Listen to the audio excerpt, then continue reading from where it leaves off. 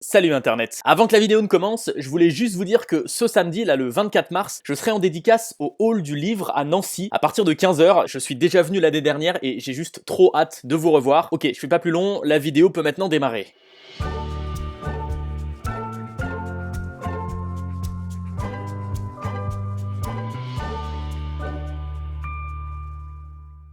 Salut Internet. Moi, c'est l'étrange popcorn. Je te ferai découvrir les bizarreries culinaires du monde. De l'œuf cuit dans l'urine de garçons prépubères au fromage aux asticots, la gastronomie étrangère n'aura plus de secret pour toi. Doc, je te remercie et je te rends l'antenne. Merci mec, ta chaîne est pile poil dans le thème de la vidéo, donc je me devais de passer ton salut internet. Après 77 faits surprenants sur le Japon, on s'attaque aujourd'hui à la nourriture. Allez, c'est parti.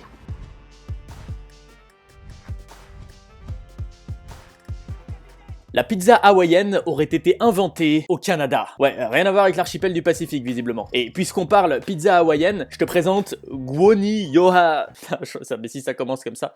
Je te présente Guoni Johannesson. C'est le président de l'Islande. Le mec a déclaré l'année dernière qu'il était absolument contre l'ananas dans la pizza et qu'il aimerait bien interdire la pizza hawaïenne dans son pays. En 2004, une étude neurologique a découvert que le seul fait de penser à son plat préféré provoque une libération de dopamine dans le cerveau. La dopamine, c'est un peu l'hormone du bonheur, si tu veux. C'est celle qui fait que tu te sens bien pendant une partie de jambes en l'air. Vas-y, dis-moi en commentaire ton plat préféré, comme ça t'y penseras et normalement tu seras plus heureux. La première nourriture réchauffée au micro-ondes fut du popcorn en 1945. Le deuxième aliment testé, un œuf, a explosé à la figure du chercheur. En même temps, excuse-moi, mais mettre un œuf au micro-ondes, voilà, hein, bon. Plus de 80% de la population mondiale consomme de la caféine au moins une fois par jour.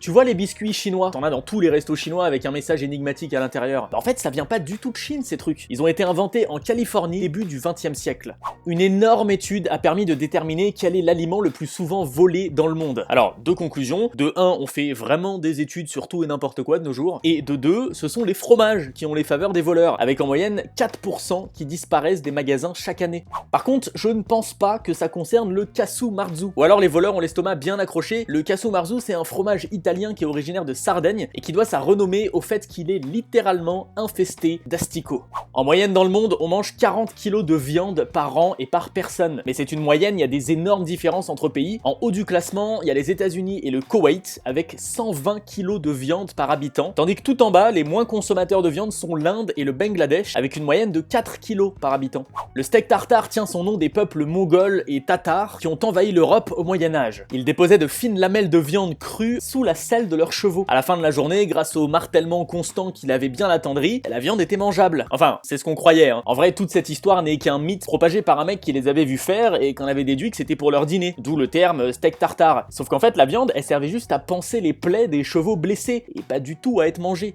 La magirocophobie, c'est la peur intense d'avoir à faire la cuisine. C'est lié à la peur de se blesser ou de servir quelque chose qui ne serait pas bon. Je t'assure que c'est reconnu comme une vraie phobie, c'est pas juste une bonne excuse pour aller s'acheter du fast-food. Pour faire du glycérol, on peut utiliser pas mal d'huile de plantes, comme de l'huile de coco, de l'huile de palme, ou même de l'huile d'arachide. Et le glycérol, c'est le principal ingrédient de la nitroglycérine. Et la nitroglycérine, ça fait boum. Du coup, en extrapolant un peu, on peut se dire que dans la dynamite, parfois, il y a de la cacahuète. Et ça, c'est plutôt stylé.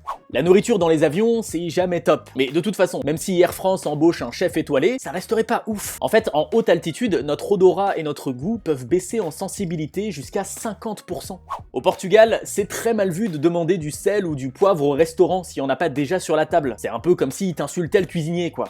Manger régulièrement dans un fast-food peut avoir le même impact sur notre foie qu'une hépatite, qu'une inflammation du foie, notamment à cause de produits chimiques parfois ajoutés dans les recettes. Comment reconnaître un chef cuisinier? Facile, avec sa toque. Mais est-ce que tu sais d'où ça vient, ces chapeaux bizarres? Il y a différentes versions de son origine et on sait pas bien laquelle est la vraie. Du coup, je te présente ma préférée. Un jour, Henri VIII d'Angleterre a fait couper la tête de son chef cuisinier après avoir trouvé un cheveu dans son plat. C'est un roi qui rigolait pas vraiment avec l'hygiène. Après ça, les futurs chefs se seraient mis à porter un chapeau, histoire de garder leur tête bien au chaud sur leurs épaules. Et puisqu'on parle d'Henri VIII, le plat préféré de sa femme, Catherine d'Aragon, c'était le marsouin. Ouais, on parle bien de cette sorte de petit dauphin tout mignon. Du coup, le marsouin a été décrété traité comme un mets royal. Les plus pauvres n'avaient juste pas le droit d'en manger, à moins d'une autorisation exceptionnelle. En Corée du Sud, il y a un plat que je ne mangerai pour rien au monde, le sanakji, une petite pieuvre qui a été découpée vivante en petits morceaux et servie dans la foulée, avec quasiment pas d'assaisonnement. Et parfois, pour les plus petites d'entre elles, les bébés bien souvent, elles sont carrément servies entières et toujours vivantes. Allez, bon appétit hein. Il y a 2 à 3 millions d'années, nos ancêtres se sont mis à travailler la viande avec des cailloux avant de la manger. Mine de rien, c'est une petite révolution qui nous aurait permis d'économiser 2,5 millions de coups de mâchoire par an, épargnant ainsi des tonnes d'énergie pour d'autres tâches, et libérant la voie pour une croissance spectaculaire de notre cerveau. Alors oui, on peut se le dire, si on est aussi intelligent aujourd'hui, c'est parce qu'on ne mâche pas beaucoup. Et heureusement qu'on n'avait pas encore inventé les chewing-gums il y a 3 millions d'années, hein, sinon on serait resté con. Allez, ça c'était la petite blague de beauf de la vidéo. Chaque cellule d'un organisme vivant contient en moyenne, si on le déroulait, 2,74 mètres d'ADN. Et sachant que dans un repas classique, tu avales en moyenne 55 millions de cellules, et ben, petit calcul vite fait, tu manges à chaque repas environ 150 000 km d'ADN. C'est presque 4 fois le tour de la Terre. Les plus vieilles preuves de fabrication de fromage ont été retrouvées en Kudjavie, c'est une région de Pologne. Elle daterait de 5500 avant Jésus-Christ. T'imagines 7500 ans d'histoire pour déboucher sur ça. Depuis 2015 en France, les supermarchés n'ont plus le droit de jeter la nourriture invendue, c'est illégal. Le but est de lutter contre le gaspillage alimentaire. Dis-toi, en France, chaque seconde, 317 kilos de nourriture encore consommable est gaspillée. 317 kilos par seconde, c'est juste fou comme chiffre. Chaque année, l'humanité tue 60 milliards d'animaux pour sa consommation de viande. Ça représente plus de 1900 animaux par seconde. Les plus grandes victimes sont la volaille, avec 45 milliards de poulets par an qui finissent dans nos assiettes. Et tout ça, c'est sans compter les poissons, qui feraient exploser tous les compteurs entre 1000 et 2700 milliards par an.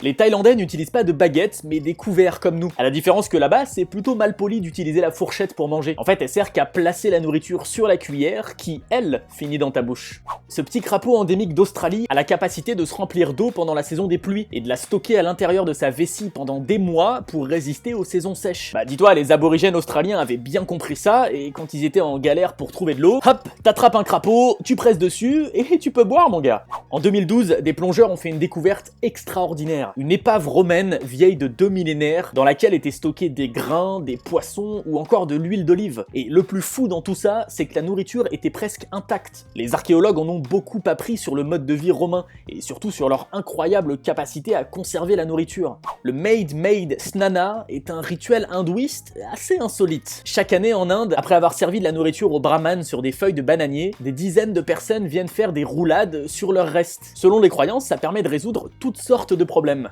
En août 2015, des astronautes de la NASA ont pu déguster pour la première fois dans l'histoire de la nourriture extraterrestre. T'attends pas un truc de fou, hein, c'était juste quelques feuilles d'une salade qui avait poussé à bord de la station spatiale internationale, mais quand même, c'est la première nourriture extraterrestre. Ça paraît fou, mais c'est bien réel, les sons ont un effet sur la manière dont notre cerveau perçoit le goût des aliments. Si tu manges du chocolat par exemple, des sons à haute fréquence feront ressortir le sucré, et des sons à basse fréquence, le côté amer. Donc ouais, techniquement, ton plat n'aura pas le même goût si tu le dégustes avec du Skrillex ou du Chopin dans les tympans. Beaucoup de pays ont des recettes qui, mal préparées, peuvent être fatales. On connaît le fugu japonais, hein, un poisson qu'il faut découper d'une manière très précise au risque d'empoisonner tous tes convives. Mais par exemple, en Europe du Nord et de l'Est, il y a le gyromitre, qui est un champignon très prisé, mais qui est mortel si tu le manges cru. En Namibie, le crapaud géant africain est considéré comme un mets des plus exquis. Mais mange un crapaud trop jeune et ce sera sûrement ton dernier repas. Avant leur maturité, les crapauds géants portent en eux une toxine qui mettra tes reins dans un sale état.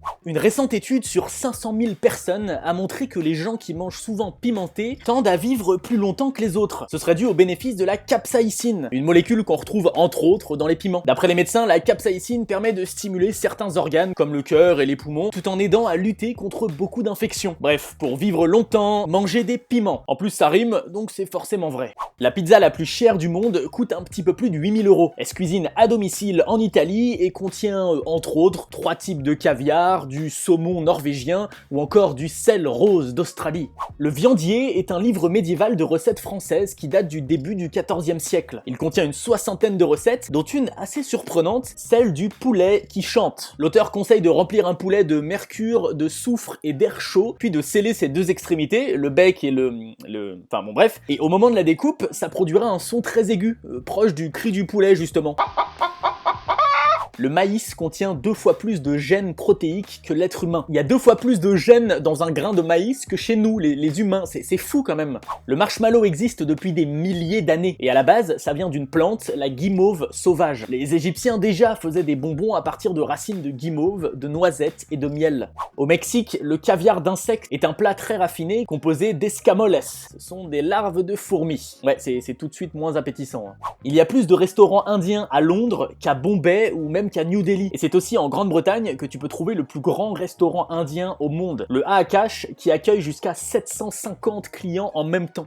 Au Moyen-Âge, le poivre noir était si rare et luxueux que certains l'utilisaient comme monnaie pour payer leurs impôts. Mais ça n'a pas été le seul aliment monnaie de l'histoire, bien sûr. Il y a eu, je sais pas, le thé, le riz, le chocolat et le sel aussi. D'où le terme actuel d'ailleurs, le salaire. Je t'ai dit tout à l'heure que le son pouvait changer ta perception du goût. Bah, figure-toi que la manière dont ta nourriture est servie provoque le même effet. Les chercheurs ont démontré que le chocolat chaud a un meilleur goût s'il est servi dans une tasse de couleur orange. Me demandez pas pourquoi orange et pas violet ou jaune, hein, j'en ai absolument aucune idée. On sait grâce à des fresques murales que les anciens Égyptiens mangeaient déjà des espèces de saucisses. Mais une des plus vieilles traces écrites de saucisses date de l'Odyssée, le bouquin d'Homère.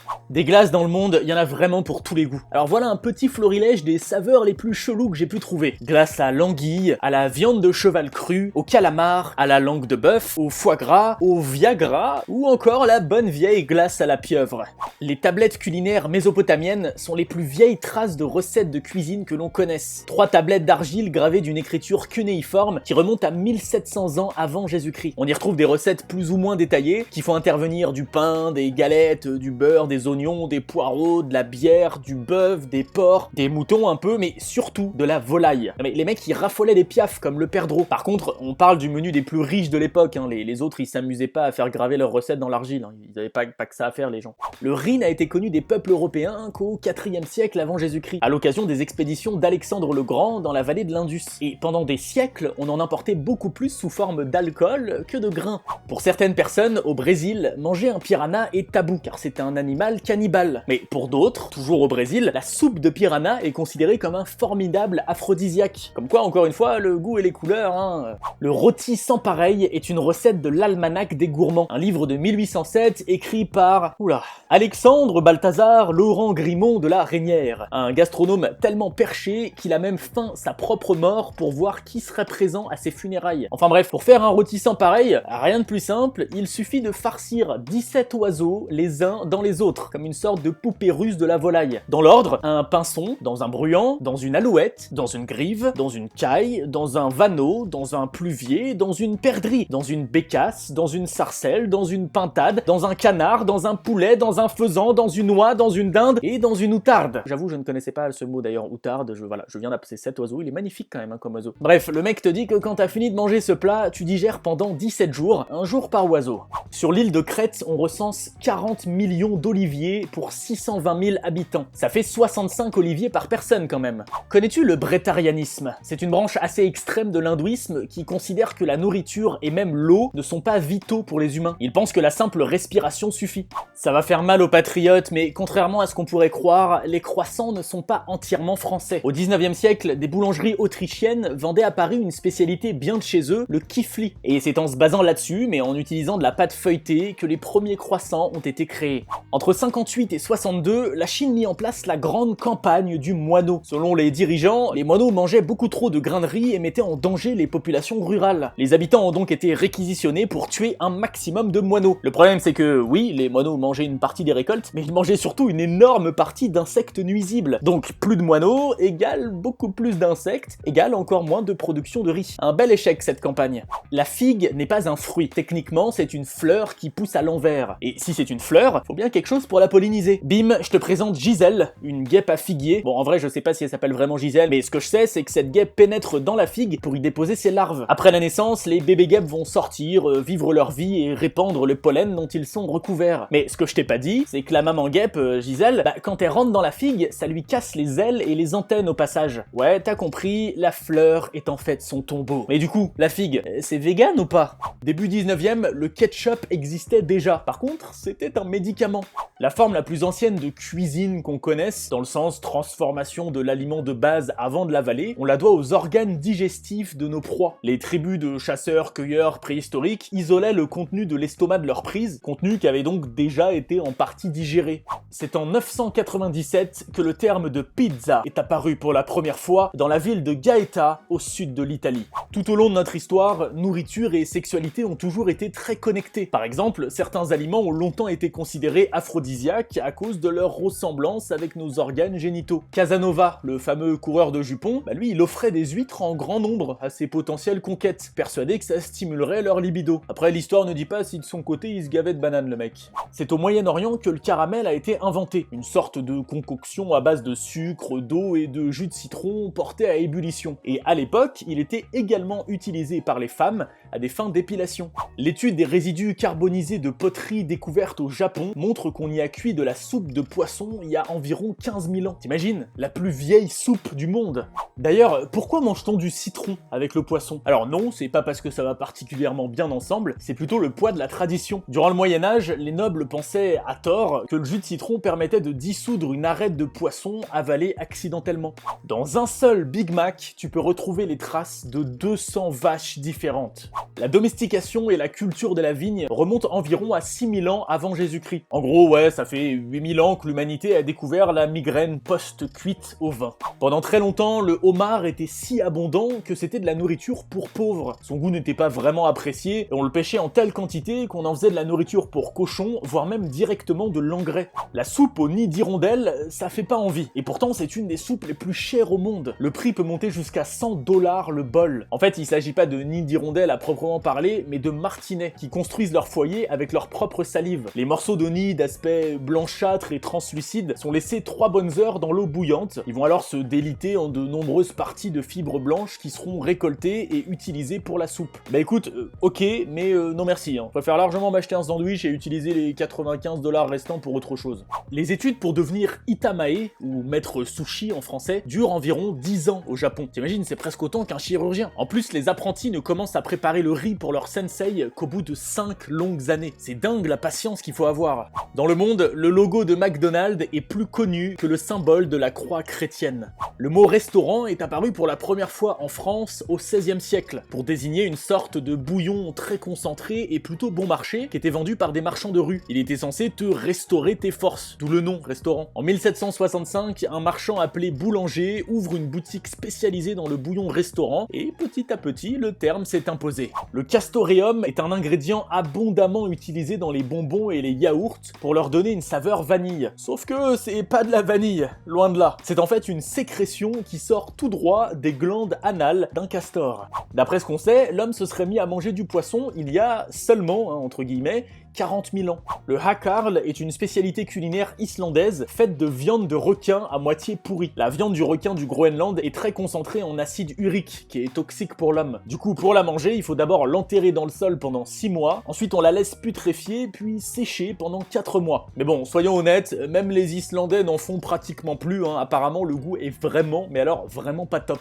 Les plus anciennes preuves archéologiques de l'utilisation de la farine remontent à 30 000 ans en arrière en Europe. Oliver Cromwell, qui a régné sur l'Angleterre entre 1653 et 1658, détestait la période de Noël qui incitait à la gourmandise et aux beuveries. En 1657, il décide carrément d'abolir Noël. À Londres, les soldats reçurent l'ordre de saisir toute la nourriture qui célébrait cette fête. Certaines personnes se sont retrouvées donc en prison pour avoir tenté de cacher des mince pies, des tartelettes typiques des fêtes. As-tu une idée de la première chose que Neil Armstrong et Buzz Aldrin ont mangé sur la Lune? Alors, pas des croissants, non, ils avaient pas le sens du jeu de mots à la NASA, c'était juste des hot dogs en fait. Voilà, c'est assez décevant je trouve. Le carmin, qui est un colorant rouge très utilisé dans l'alimentation, provient en fait d'un insecte, la cochenille. Et oui mon ami, il y a de l'insecte dans ta charcuterie. Le poulet est le fromage le plus cher au monde. Fabriqué à un seul endroit en Serbie à partir de lait d'ânesse, le poulet se vend à 1000 € le kilo. Et encore, c'est un prix super discount, ce fromage demande tellement de temps et d'efforts que ses fabricants estiment qu'ils pourraient facilement le vendre jusqu'à 5000 € le kilo sans souci, ce qu'ils ne font pas